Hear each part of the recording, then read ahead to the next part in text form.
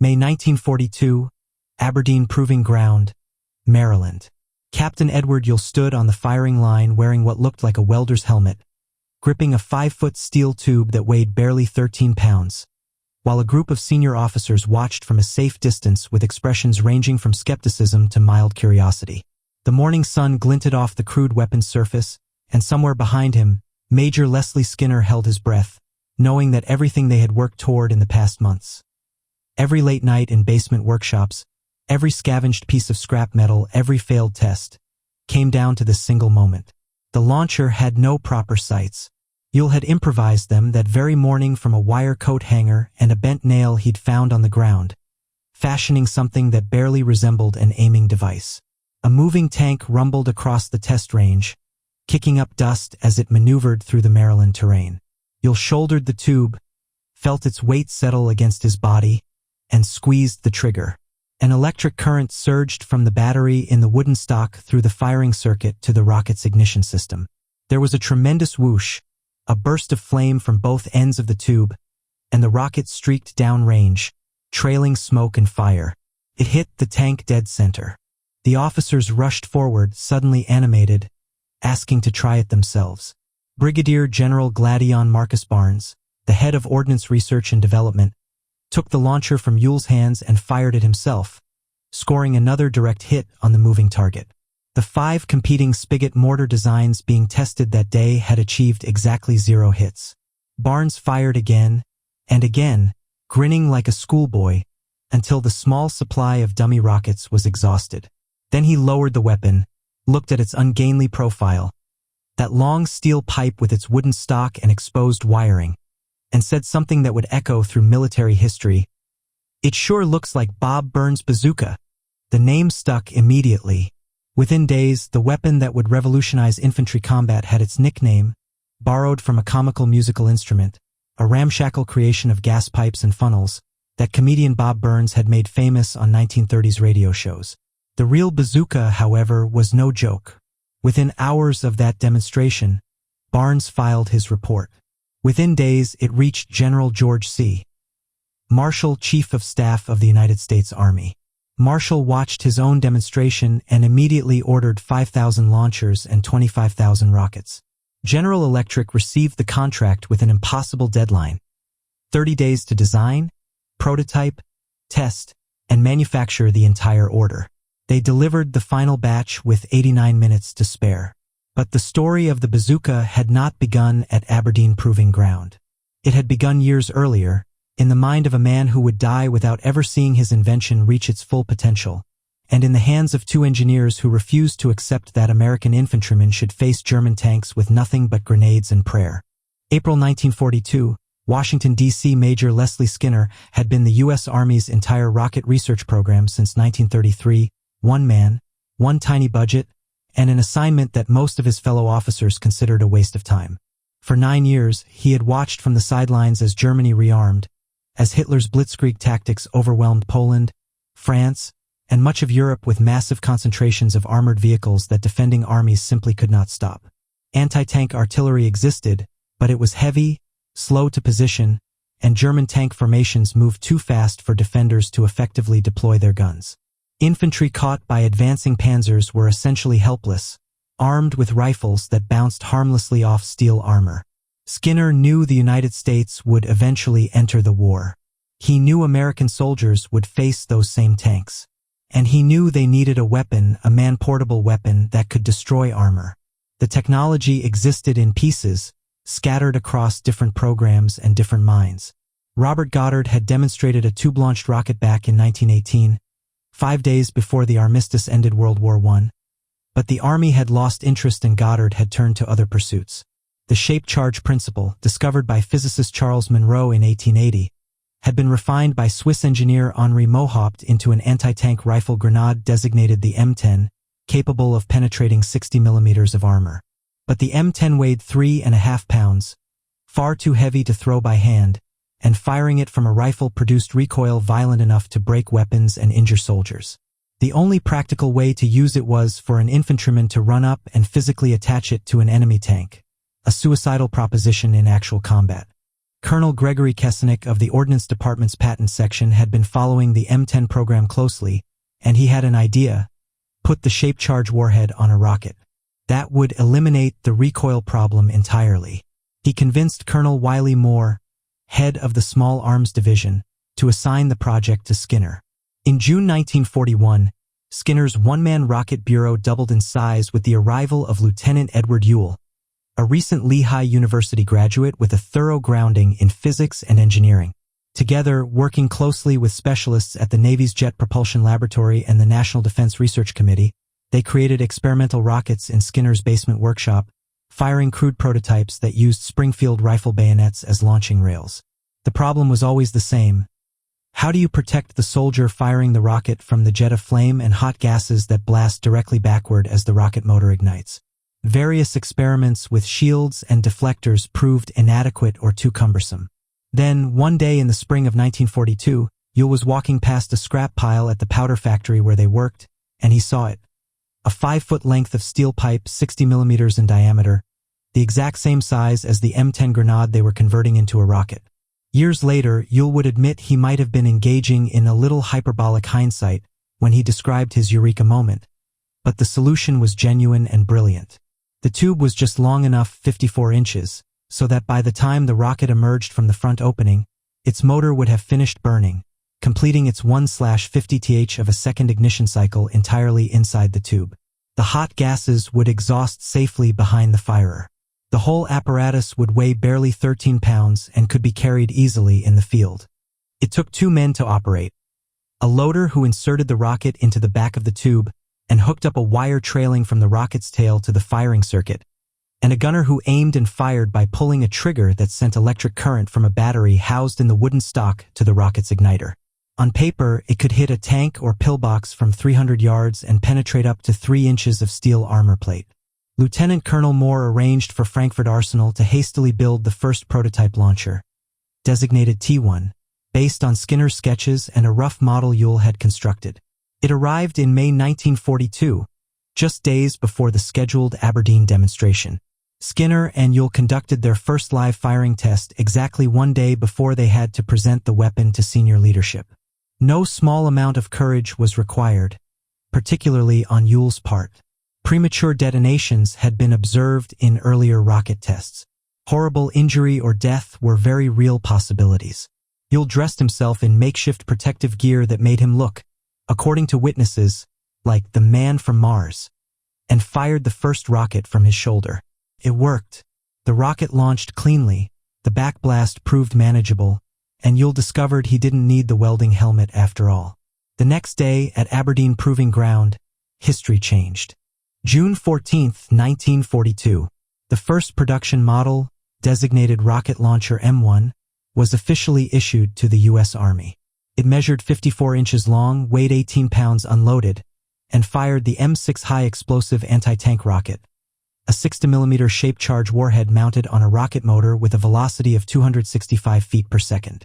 The shaped charge used an 8-ounce pentolite high explosive with a mild steel cone liner, capable of penetrating roughly 3 inches, 76 millimeters, of rolled homogeneous armor at angles up to 30 degrees off perpendicular.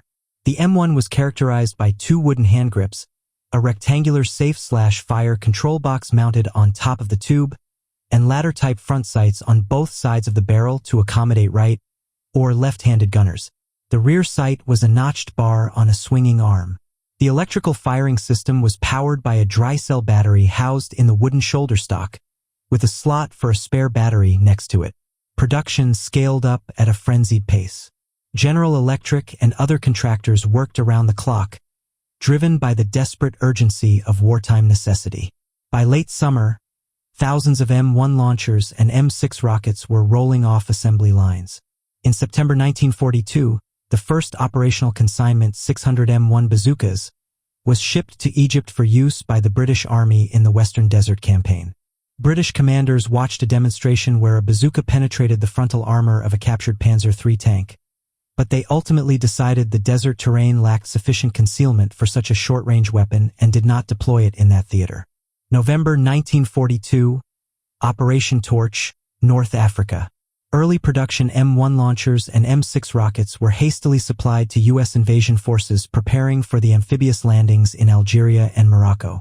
The weapon was still so secret that many soldiers first saw it while aboard troop ships crossing the Atlantic, with no instruction manuals and no opportunity for live-fire training.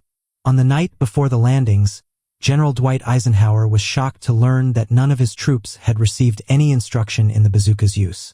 What followed was a baptism by fire that exposed every flaw in the weapon's hasty development. The M1 launchers were manufactured from substandard steel, chosen for production expediency, making the tubes prone to rupturing on hot days when the rocket propellant burned extremely quickly.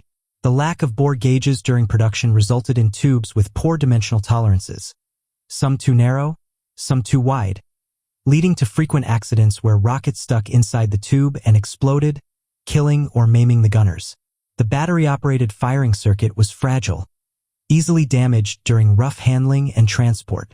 The M6 rocket was notoriously unreliable with electrical contacts, a conducting copper band around the warhead and a wire taped along the length to the fins that corroded or broke, causing misfires. The rocket motors often failed because of temperature extremes and exposure to moisture. But the most serious problem was combat effectiveness. When the rockets did fire and did hit their targets, they frequently failed to penetrate. The M6 pointed nose deflected off sloped armor, ricocheting away without detonating.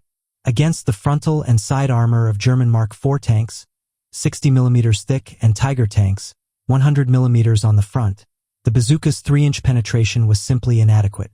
German tank crews quickly learned they had little to fear from the new American weapon. They could attack with relative impunity, knowing that only a lucky hit to thinner top, bottom, or rear armor posed any real danger. February 1943, Kasserine Pass, Tunisia. German Field Marshal Erwin Rommel launched a devastating counteroffensive against inexperienced American forces of the U.S. II Corps. Over the course of several days of brutal fighting, American units were overrun, scattered, and routed, suffering more than 6,000 casualties. Bazookas proved largely ineffective against Rommel's armor.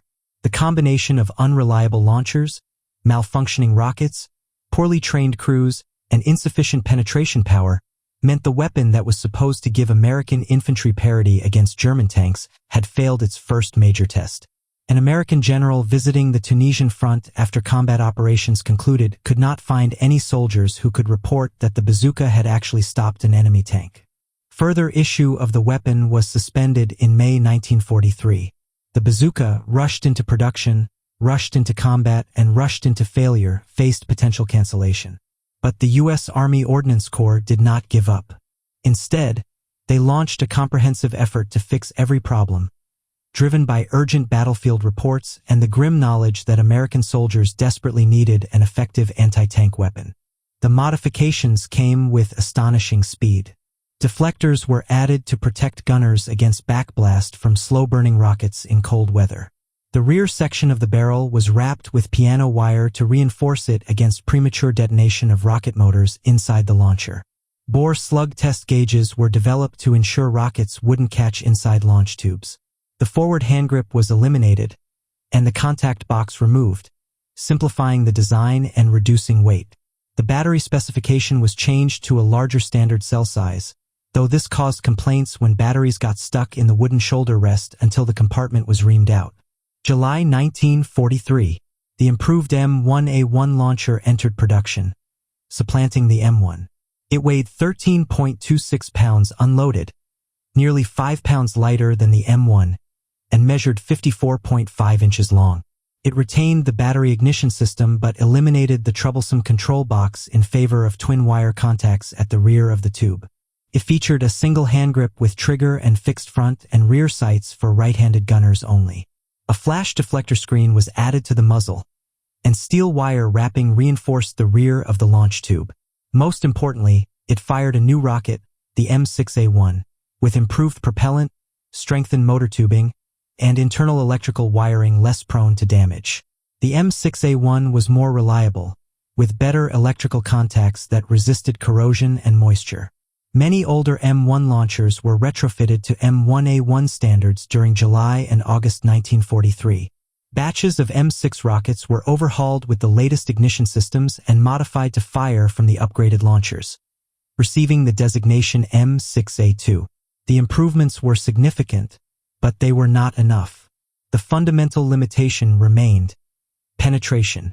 3 inches of armor penetration was inadequate against late-war German tanks, and battlefield commanders demanded more hitting power.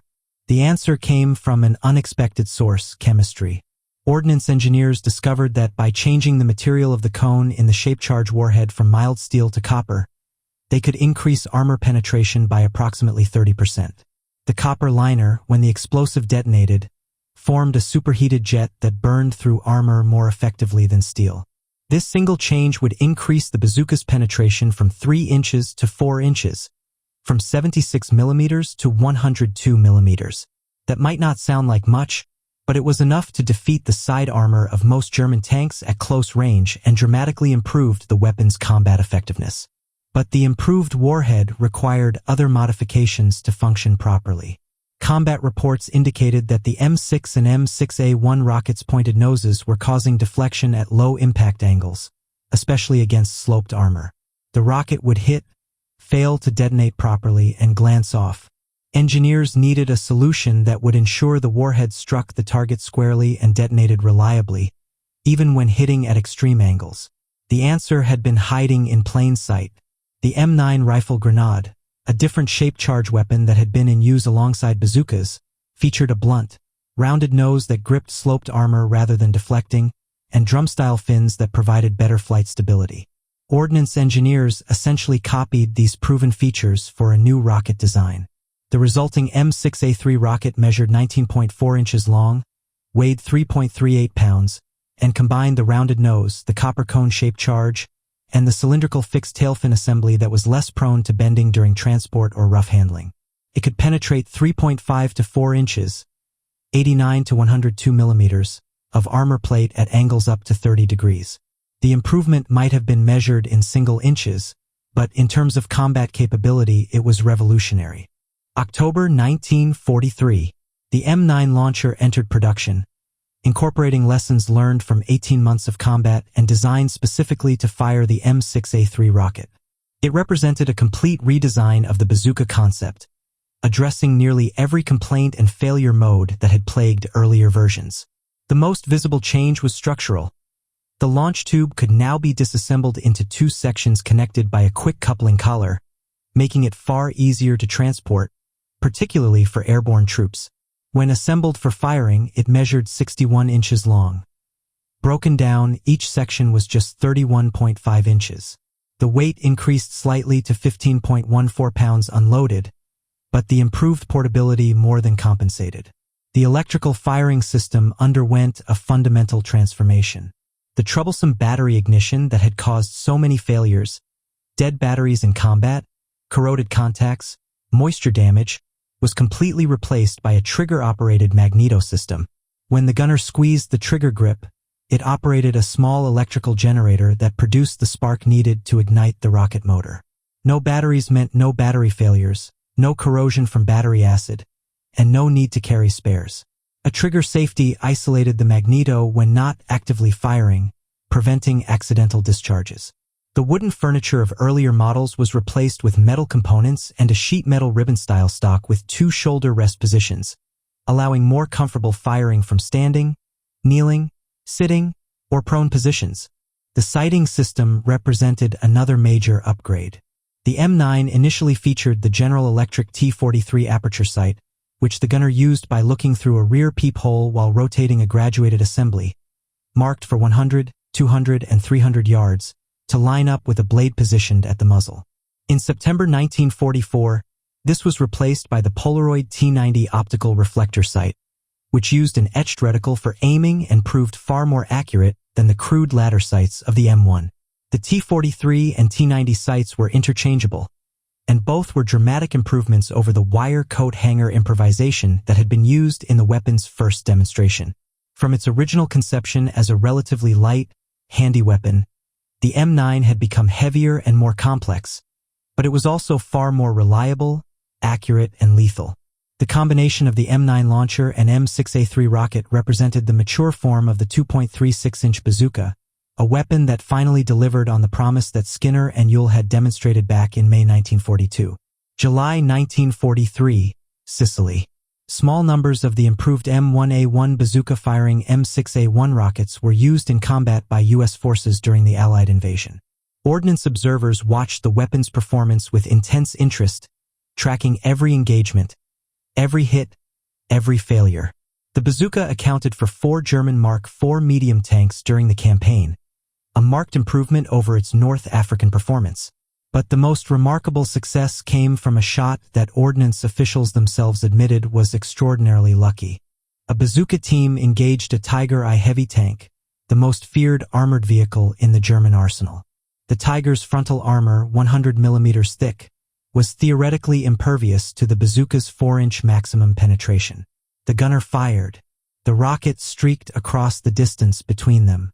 By sheer chance, it struck the driver's vision slot, a small rectangular opening in the thick frontal armor, and penetrated straight through into the crew compartment. The shape-charged jet sprayed superheated copper inside the tank. The Tiger was destroyed, and the bazooka had claimed its first heavy tank kill. But battlefield reports from Sicily also revealed continuing problems. Many officers preferred the rifle grenade to the bazooka as a close-range anti-tank weapon, finding it more reliable if less powerful.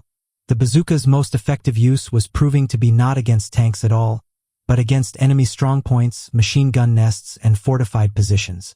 The shaped charge that was designed to burn through armor was equally effective at blasting through concrete, sandbags, and earth. Infantry discovered that firing a bazooka rocket into a bunker aperture or against a pillbox wall was devastating, often more effective than grenades or rifle fire. The Pacific Theater told a similar story. In the steaming jungles and coral islands where American soldiers and Marines fought Japanese forces, enemy tanks were relatively few and lightly armored.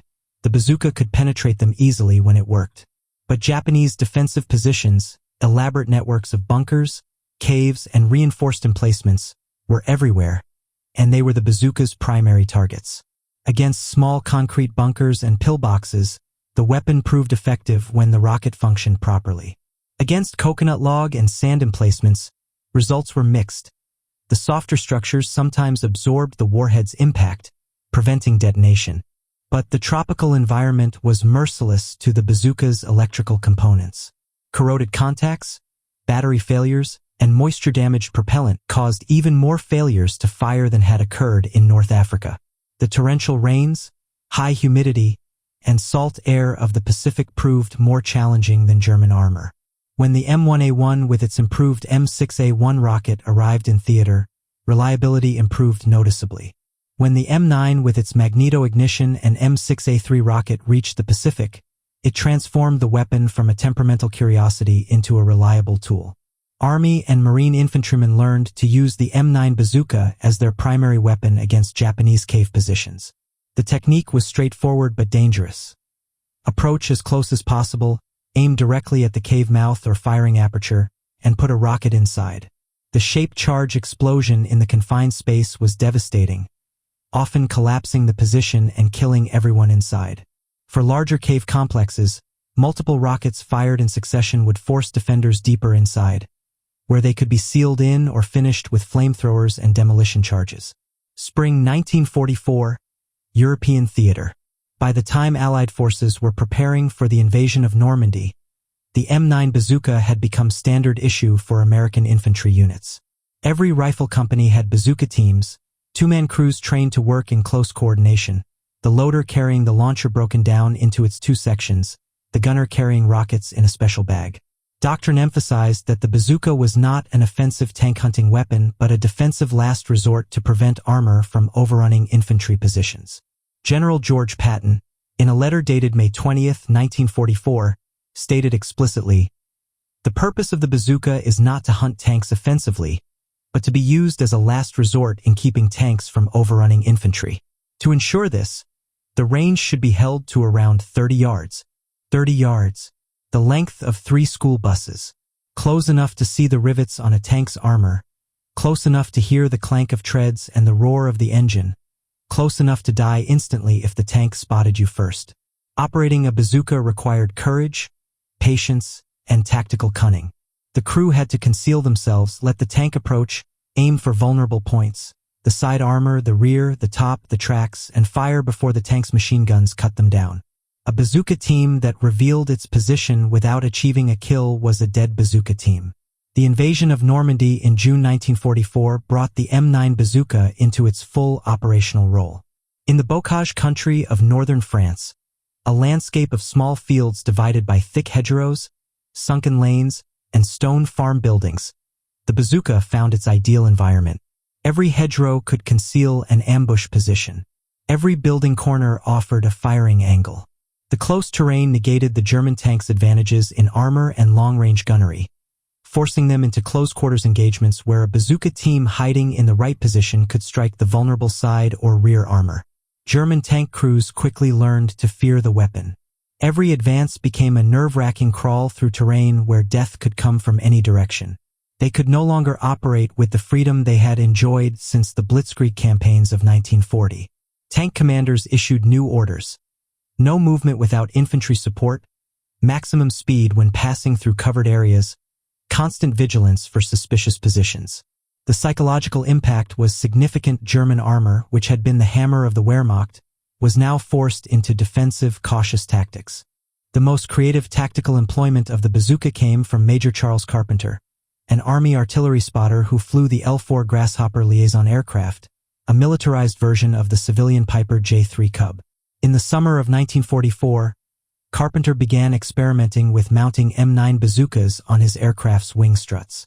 His L-4H variant, stripped to minimum weight with no radio aboard, could carry 6 bazookas, 3 mounted on each side, along with rockets.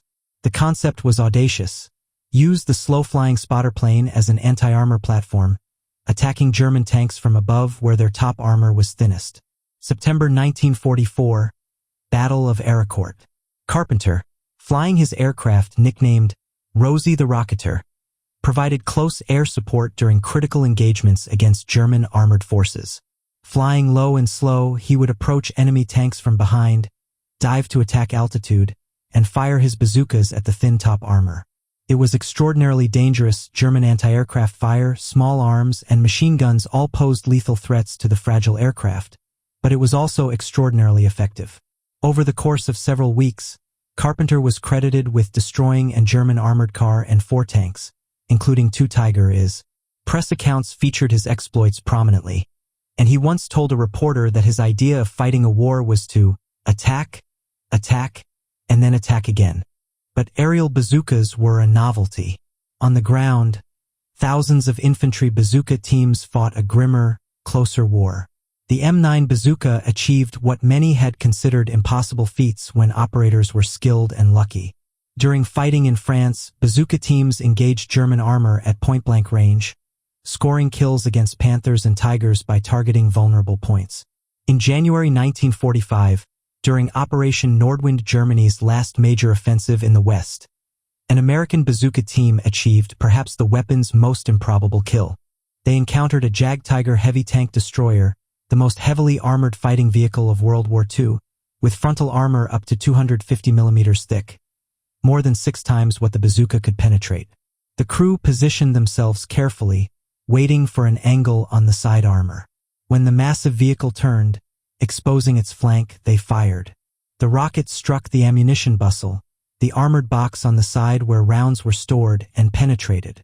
Secondary explosions detonated the stored ammunition, tearing the Jagdtiger apart from the inside in a catastrophic kill. It demonstrated that even the best protected armored vehicle could be defeated by the bazooka when the crew found the vulnerable point and made the shot. Yet German forces had not been passive observers of the bazooka's evolution. Late 1942, when American M1 launchers and M6 rockets were captured from Soviet forces on the Eastern Front and from U.S. troops during Operation Torch, German intelligence immediately recognized the weapon's potential. Captured examples were shipped to Germany for evaluation and reverse engineering. The German Army Weapons Office assigned the project highest priority. Within months, German engineers had created their own version, increasing the warhead diameter from 60 mm to 88 mm for significantly greater penetration. The weapon they called the Raketen Panzerbuchs 43, soon nicknamed Panzerschreck, tank terror, entered production by late 1943 and could penetrate up to 100 mm of armor, substantially more than the American bazooka. American soldiers who encountered the Panzerschreck in combat were impressed and envious. After participating in armor penetration tests involving a German Panther tank using both the Panzerschreck and the US M9 bazooka, Corporal Donald Lewis of the U.S. Army informed his superiors that the Panzerschreck was far superior to the American bazooka, adding, "I was so favorably impressed I was ready to take after the Krauts with their own weapon." Some U.S. officers began collecting captured Panzerschrecks and Panzerfausts for their troops, recognizing that German reverse engineering had produced more powerful weapons than the American original. In October 1944, after receiving numerous combat reports regarding the inadequate penetration of the M9 bazooka and after examining captured German anti-tank rockets, the U.S. Ordnance Corps began development of a new, more powerful launcher, the 3.5-inch M20 Super Bazooka. But the weapon's design was not completed until after the war ended, and it would see no action against Germany or Japan. For the duration of World War II, American forces would fight with the 2.36-inch bazooka they had, the M9 and M9A1 variants that represented the culmination of 3 years of rapid, combat-driven evolution. May 1945. The war in Europe ended with Germany's surrender. 3 months later, Japan capitulated following the atomic bombings of Hiroshima and Nagasaki. By war's end, approximately 490,000 bazookas of all models, M1, M1A1, M9, and M9A1, had been manufactured and distributed to American forces and allies. The weapon had been supplied through Lend-Lease to the United Kingdom, Brazil, Canada, China, Free French Forces, the Soviet Union, French Maquis resistance fighters, and Yugoslav partisans. It had been used in every theater of the war, from the deserts of North Africa to the bocage of Normandy, from the jungles of the Pacific to the streets of German cities. General Dwight Eisenhower, Supreme Allied Commander, later described the bazooka as one of the 4 tools of victory that won World War II for the Allies, alongside the atomic bomb, the Jeep, and the C-47 transport aircraft. It was high praise for a weapon that had struggled through such a troubled development, that had failed so notably in its first combat test at Kasserine Pass, that had been suspended from issue and nearly cancelled. But the bazooka's true significance lay not in its technical specifications, not in the inches of armor it could or couldn't penetrate, not in the reliability of its electrical firing system, not in the accuracy of its sights. Its significance lay in what it represented. The first time in history that an ordinary infantryman, a soldier on foot with a weapon he could carry on his shoulder, possessed the means to destroy an armored vehicle. Before the bazooka, tanks were the undisputed masters of the battlefield, vulnerable only to other tanks, anti-tank guns, or aircraft. After the bazooka, armor had to fear infantry. The weapon had evolved from a last-minute improvisation, a scrap pipe, a coat-hanger sight, and desperate courage, into a sophisticated system that incorporated shape-charge chemistry, rocket propulsion, optical sighting, and magneto-ignition.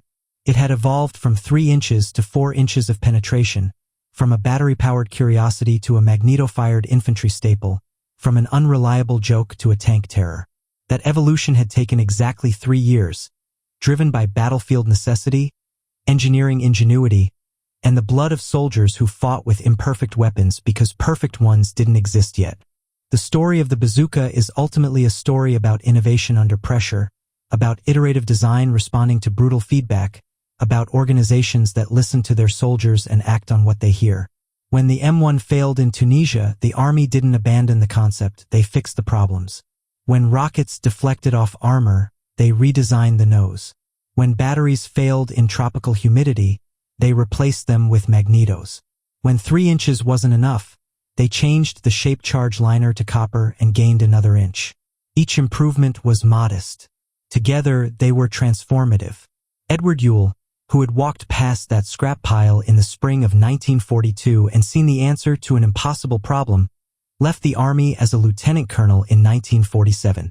He went on to become chairman of the defense contractor Fairchild Industries, but he never forgot the lesson of what a small team of innovative thinkers could accomplish under deadline. "We have gotten into the bad habit of heaping people onto projects," he once said. "The trap we've fallen into is to believe that 1,000 incompetents properly organized can do the job of a few dozen outstanding people."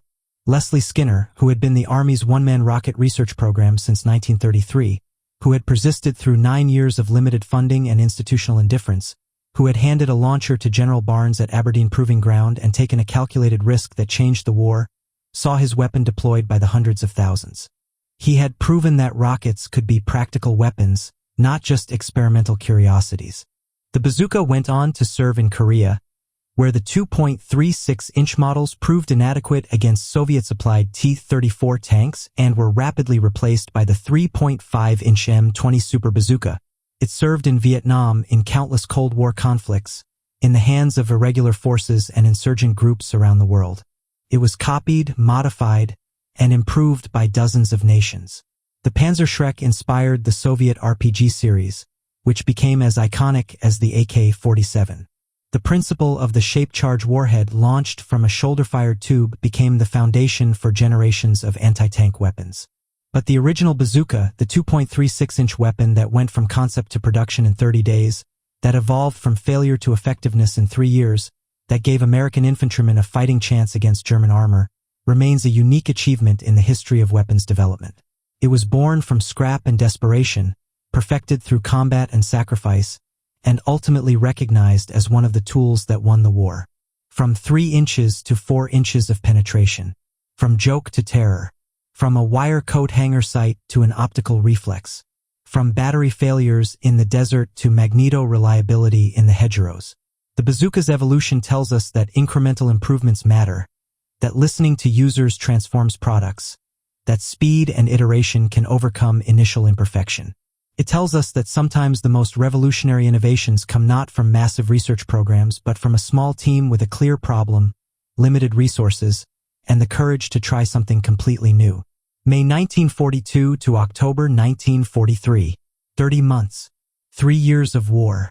One weapon transformed from a desperate improvisation into a tool of victory, 1 inch of penetration at a time.